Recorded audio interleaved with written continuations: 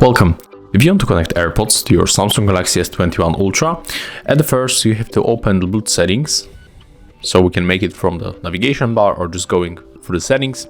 Next we have to move our AirPods to the pairing mode. So we have to open the charging case and then we have to click and hold this button. So let's click and hold. And when this indicator blinks on the white color, it means that they are in the pairing mode. Right now we can release that key. And then we have to tap right here on the switcher to turn on Bluetooth on our Samsung. And when the AirPods are going to pop on the list, we have to simply tap on them. Click OK. And as you can see right now, they are connected. But what if you don't have these AirPods on the list? So what I mean, they are in the pairing mode. Wait, let's move them into pairing mode one more time. They are in the pairing mode and just forget that you see it. They are not on the list. So what you have to do, you have to tap on the scan button in the right upper corner.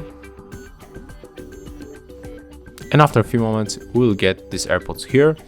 But even when they are not working with the scan button, you have to turn off Bluetooth and then turn it on back.